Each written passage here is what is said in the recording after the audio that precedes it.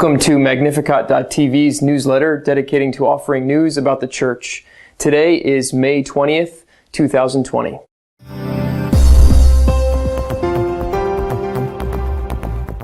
The Pope Emeritus Benedict XVI has published a long article defending his predecessor, St. John Paul II, on the centenary of his birth.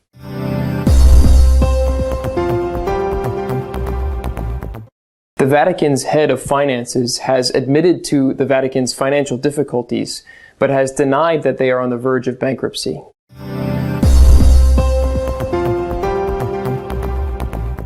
The European bishops have criticized the way the elderly have been treated during the pandemic.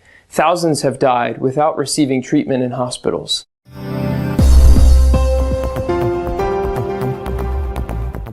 Pope Emeritus Benedict XVI has come to the defense of his predecessor, St. John Paul II, who has been accused by some in the Church as being a rigorist. Benedict XVI has claimed the figure of St. John Paul II in an extensive letter written on the occasion of the centenary of the birth of the Polish Pope. Among the issues he highlights, it should be noted that, according to the Pope Emeritus, regarding the mercy of God, there is an interior unity between the message of John Paul II and the fundamental intentions of Pope Francis.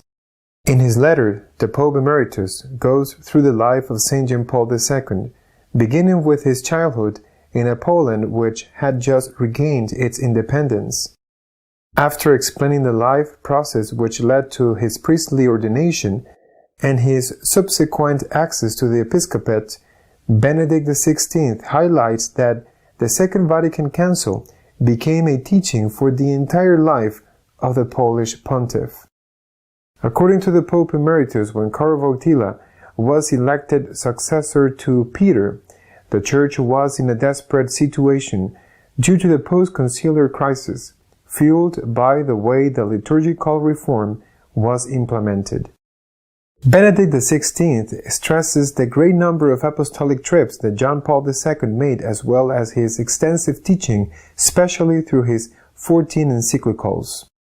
Likewise, the Pope Emeritus rules out that John Paul II was rigorous and ensures that, in the question of mercy, there is continuity with nuances, inner unity, says the text, between his message and the intentions of Pope Francis.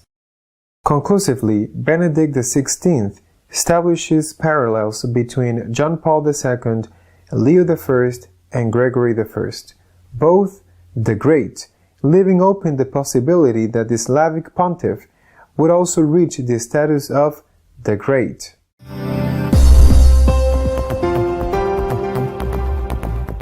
The Vatican is not on the verge of bankruptcy, although it does have financial difficulties, as said by the Vatican's head of finances. The Jesuit priest Juan Antonio Guerrero, head of the Holy See's Economic Office, has stated that the Vatican is not at risk of bankruptcy, even though reports in the Italian media indicate that the Holy See's deficit projections are quite difficult. Father Guerrero said that the Holy See knows that its deficit will grow due to the coronavirus pandemic, but it is not in danger of declaring itself in interruption of payments. In fact, the Vatican is facing a difficult financial situation before the coronavirus pandemic. In 2018, the Holy See had a budget deficit of 70 million euros in a budget of 300 million. Part of the 2000 budget deficit is related to the cancellation of a controversial loan involving a bankrupt Italian hospital. But even aside from that expense, the Vatican's deficits had raised alarms before the pandemic had given way to a global economic crisis. For the Holy See, the coronavirus crisis has meant the loss of income from the Vatican museums, an important source of income for the curial work of the Church, together with the collapse of market investments, the uncertainty of the income of real estate investments, and the decline in worldwide Church contributions.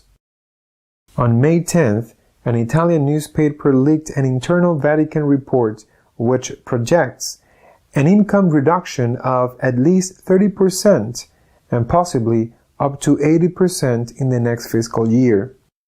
Those projections forecast substantial increases in the Holy See's annual budget deficit. The priest explained the distribution of the expenses of the Holy See, stating that approximately 45% goes to staff salaries, 45% goes to general and administrative expenses, and 7.5% is donated. A part of the budget of the Holy See, 15%, 48 million euros, is used for the operation of the Vatican's media. 10% goes to nunciators, another 10% will support the Eastern churches, and another 8.5% to the missionary churches.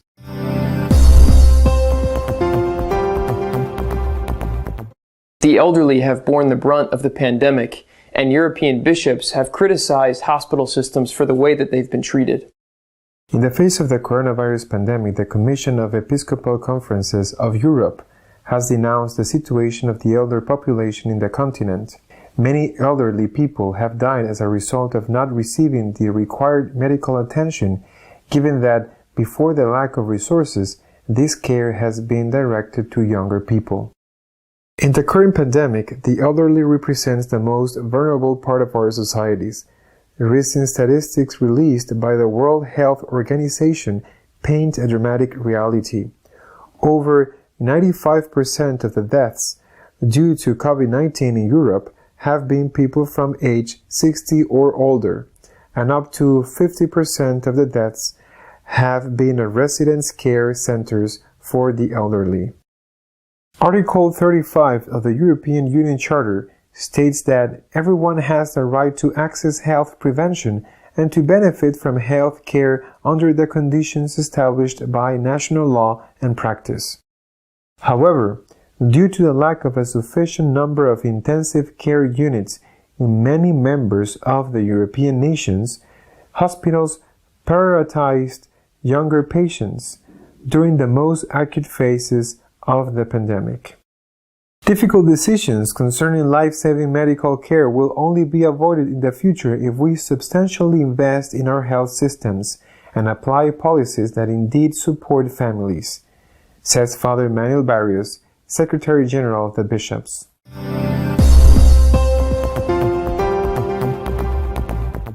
This week, our editorial is dedicated to highlighting the harassment of the Church by secular governments using the pandemic as an excuse for doing so. En el libro Biografía, fruto de varias entrevistas que Peter Seward acaba de publicar, solo en alemán de momento, sobre Benedicto XVI, este afirma que la sociedad laicista actual, los gobiernos laicistas, están elaborando un credo. Eso les convierte en religiones. Están elaborando un credo laicista con, por supuesto, como todos los credos, con unos principios, unas afirmaciones de fe laicista que hay que aceptar. Y que si no se aceptan, si no se acepta el credo laicista, pues quedarás excomulgado, excluido, apartado, perseguido, y veremos si no llegan también al asesinato, al martirio. Algunos de los postulados de este credo laicista, dice el Papa Benedicto XVI, son, por ejemplo, el aborto y la aceptación del matrimonio homosexual. Esto acaba de quedar confirmado por un documento, un texto de la ONU que ha estudiado sobre las religiones, la evolución de las religiones, y que afirma tajantemente que las religiones en general y el cristianismo en particular son enemigos, así dice, de los derechos humanos.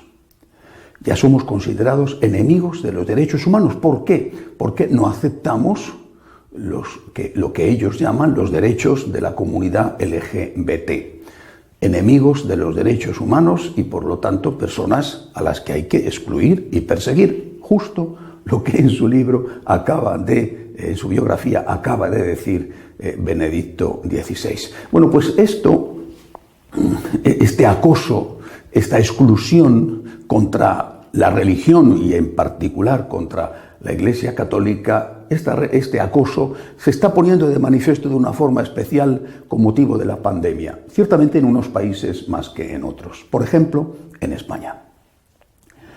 No es que lo diga yo, es que lo dicen incluso ya los juristas, muchos juristas. España es el único país de Europa que ha decidido afrontar este terrible problema con medidas extraordinarias declarando el estado de alarma. Los otros países de Europa han hecho cosas parecidas, pero usando la legislación ordinaria.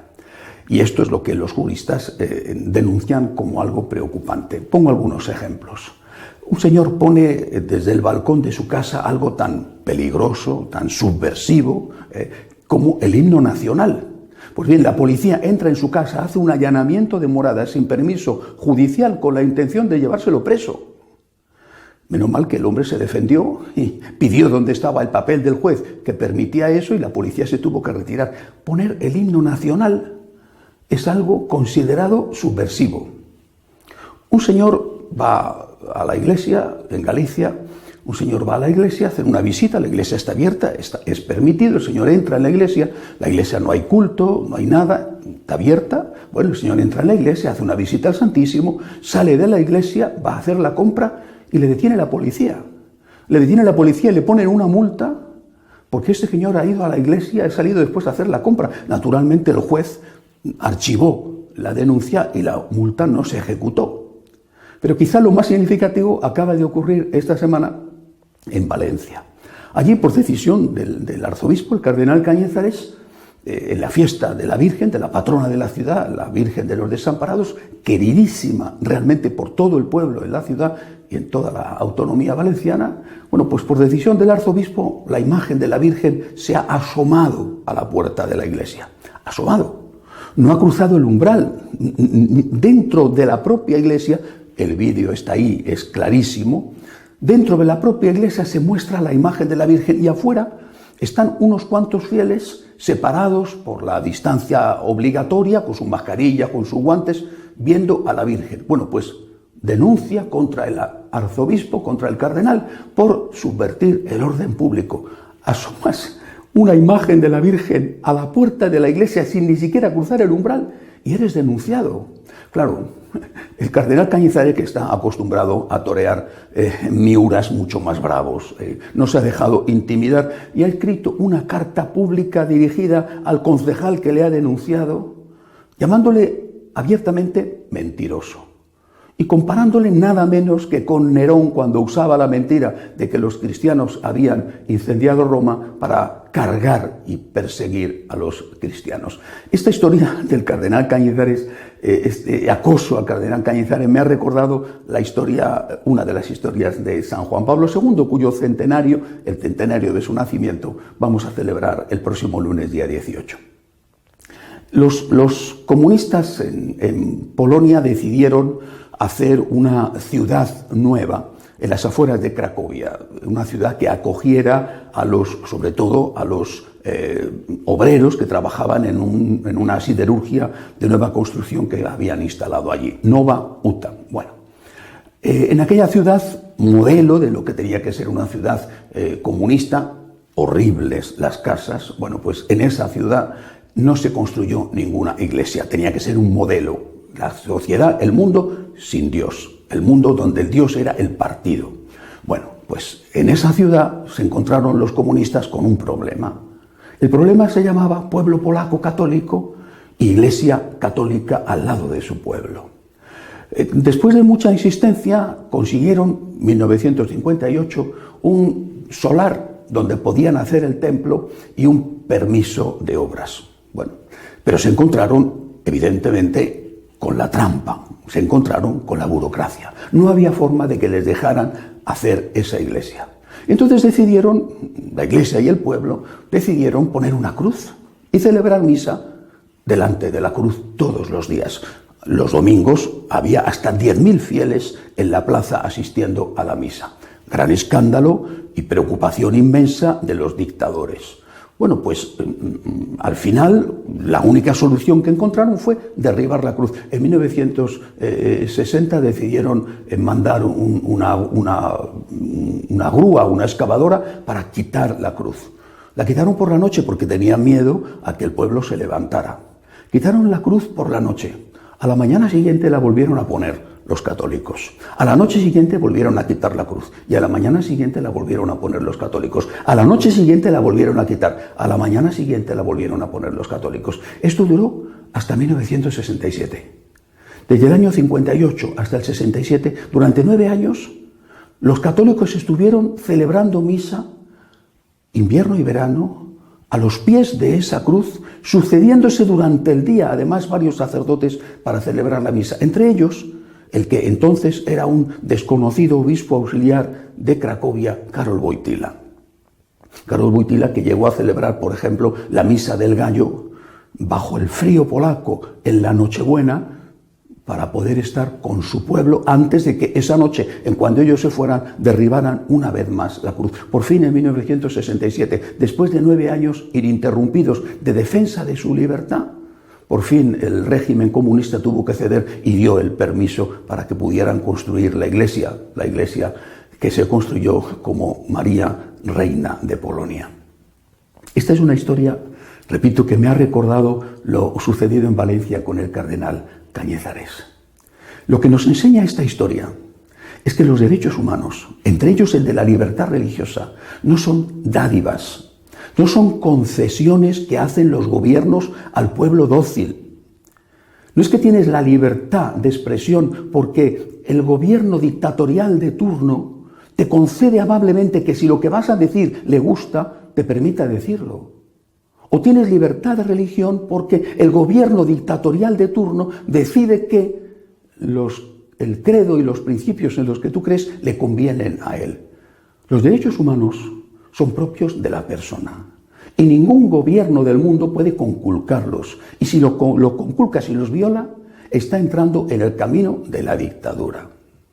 Lo sucedido en Madrid cuando la policía entra en una casa sin orden judicial para llevarse preso a un señor que está cometiendo el espantoso delito de poner el himno nacional en la ventana. O lo sucedido en Valencia, que denuncian a un arzobispo porque asoma a la puerta de su iglesia sin salir a la calle siquiera a la Virgen María. Bueno, pues esos son indicios, por lo menos signos, de que corremos el peligro de una dictadura. Y esto no solamente en España.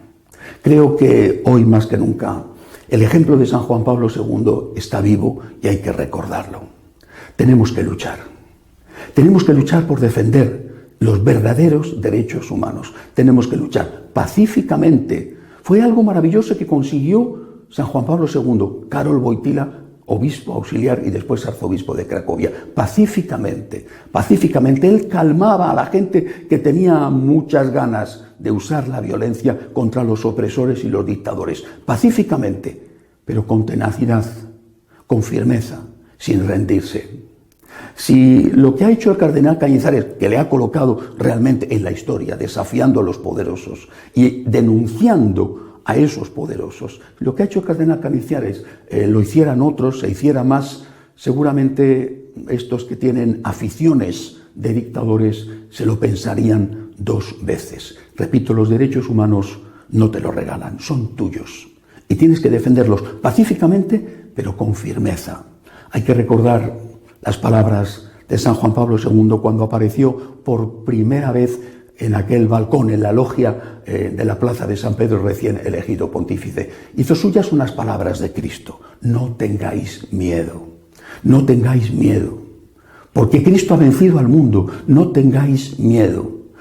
O defendemos pacíficamente los derechos humanos, nuestros derechos, o renunciaremos a ser plenamente hombres, porque habremos renunciado al ejercicio de nuestra libertad. Vivimos un momento muy difícil en la historia de la humanidad y en la historia de la Iglesia en particular. Y nos tiene que servir de ejemplo lo que han hecho los que nos han precedido, que han sabido vencer a los enemigos, a la religión del odio con la religión del amor. Han sabido vencerlos porque no han tenido miedo. Hasta la semana que viene, si Dios quiere.